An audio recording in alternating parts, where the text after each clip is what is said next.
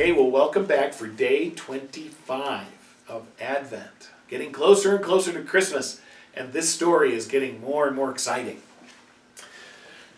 We remember that Aslan had breathed all of those different statues in the witch's house back to life. So let's hear what happens now. "Oh," said Susan in a different tone. "Look, is it safe?" Lucy looked and saw that Aslan had just breathed on the feet of the stone giant. "It's all right," shouted Aslan joyously. "Once the feet are put right, all the rest of him will follow." "That wasn't exactly what I meant," whispered Susan to Lucy.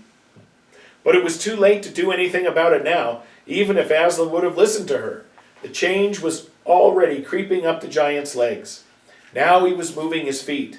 A moment later, he lifted the club off his shoulder, rubbing his eyes, and said, "Bless me, I must have been asleep. Now, where's that dratted little witch that was running about on the ground? Somewhere just by my feet it was." But when everyone had shouted up to him to explain what had really happened, and when the giant had put his hand to his ear and got them to repeat it all again, so that at last he understood, then he bowed down till his head was no further off than the top of a haystack, and touched his cap repeatedly to Aslan, beaming all over his honest, ugly face.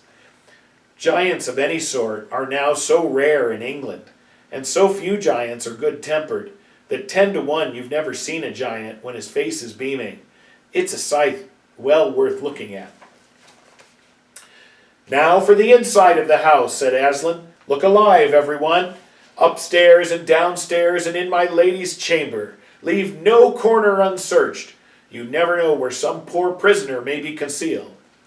And into the interior they all rushed, and for several minutes the whole of that dark, horrible, fusty old castle echoed with the opening of windows and with everyone's voices crying out at once, "Don't forget the dungeons!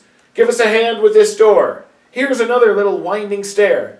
Oh, I say, here's a poor kangaroo! Call Aslan! Whew, it smells in here! Look out for trapdoors! Up here! There are a whole lot more on the landing!" But the best of all was when Lucy came rushing upstairs, shouting out, "Aslan! Aslan, I found Mr. Tumnus! Oh, do come quick!" A moment later, Lucy and the little fawn were holding each other by both hands and dancing round and round for joy. The little chap was none the worse for having been a statue, and was of course very interested in all she had to tell him. But at last the ransacking of the witch's fortress was ended. The whole castle stood empty, with every door and window open, and the light of the sweet spring air flooding into all the dark and evil places which needed them so badly. The whole crowd of liberated statues surged back into the courtyard, and it was then that someone, Tumnus I think, first said, "But how are we going to get out?" For Aslan had got in by a jump, and the gates were still locked. "That'll be all right," said Aslan, and then, rising on his hind legs, he bawled up at the giant. "Hi, you up there," he roared. "What's your name?"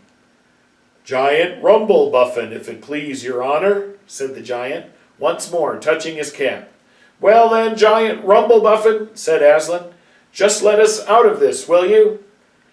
"Certainly, your honor. It will be a pleasure," said Giant Rumblebuffin. "Stand well away from the gates, all you little uns." Then he strode to the gate himself, and bang, bang, bang went his huge club. The gates creaked at the first blow, cracked at the second, and shivered at the third. Then he tackled the towers on each side of them, and after a few minutes of crashing and thudding, both the towers and a good bit of the wall on each side went thundering down in a mass of hopeless rubble. And when the dust cleared, it was odd, standing in that dry, grim, stony yard, to see through the gap all the grass and waving trees and sparkling streams of the forest, and the blue hills beyond that, and beyond them the sky. "Blowed if I ain't all in a muck sweat," said the giant, puffing like the largest railway engine. "Comes of being out of condition. I suppose neither of you young ladies has such a thing as a pocket handkerchie about you." "Yes, I have," said Lucy, standing on tiptoes and holding her handkerchief up as far as she could reach.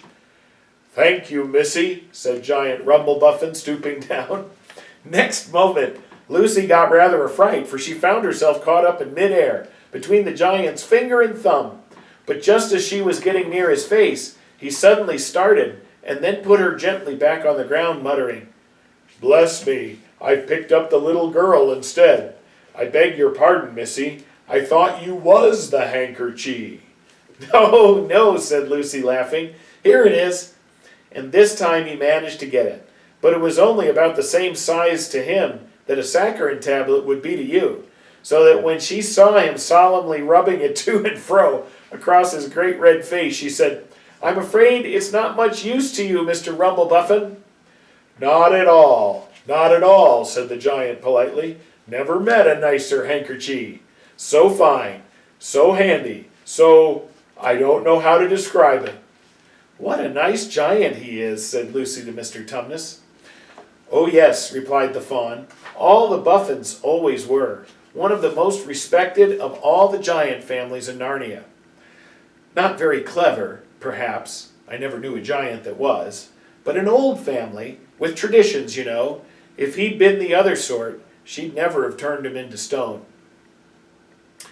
At this point, Aslan clapped his paws together and called for silence. "Our day's work is not yet over," he said, "and if the witch is to be finally defeated before bedtime, we must find the battle at once." "And join in, I hope, sir," added the largest of the centaurs. "Of course," said Aslan.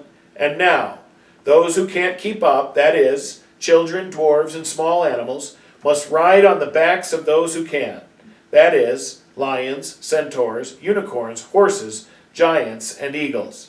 Those who are good with their noses must come in the front with us lions to smell out where the battle is. Look lively and sort yourselves." And with a great deal of bustle and cheering they did. The most pleased of the lot was the other lion, who kept running about everywhere, pretending to be very busy, but really in order to say to everyone he met, "Did you hear what he said? Us lions. That means him and me, us lions. That's what I like about Aslan. No side, no standoffishness, us lions. That meant him and me." At least he went on saying this till Aslan had loaded him up with 3 dwarves, 1 dryad, 2 rabbits, and a hedgehog. That steadied him a bit. We're going to stop there, and we're going to see what happens as they run to join the battle.